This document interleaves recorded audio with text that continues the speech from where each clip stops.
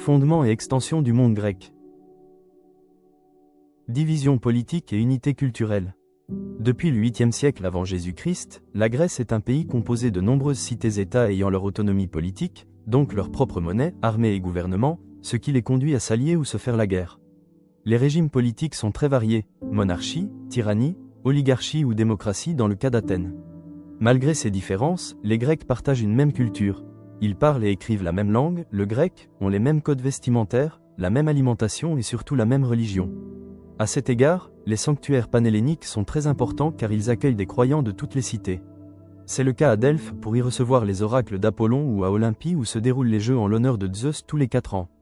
Les Grecs ont également en commun l'œuvre d'Homère, l'Iliade et l'Odyssée, qui fait référence à leurs origines et donne des exemples héroïques à suivre, comme celui d'Achille. Un essaimage tout autour de la Méditerranée. Du 8e au 6e siècle avant Jésus-Christ, les Grecs colonisèrent une partie des rives de la Méditerranée et de la mer Noire. Cette expansion se fit depuis diverses cités, entre autres exemples, Phocée, qui fonda Massalia, future Marseille, Mégare qui fonda Byzance, actuelle Istanbul, ou Corinthe, qui permit la création de la célèbre cité de Syracuse en Sicile.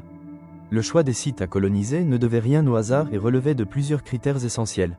L'accès à la mer, la facilité à défendre le site, la présence de terres fertiles, d'une rivière ou d'un fleuve, enfin que la zone soit, si possible, peu peuplée.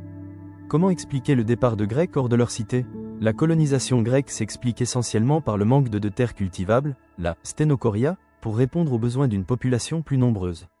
Ainsi, après avoir consulté l'oracle de Delphes, des familles ou des individus étaient tirés au sort pour quitter en bateau leur cité d'origine, un chef d'expédition ayant été désigné. Finalement, cet essaimage d'environ 500 à 600 colonies permit le rayonnement de la culture grecque en Gaule, Hispanie, Italie, Asie mineure et Égypte.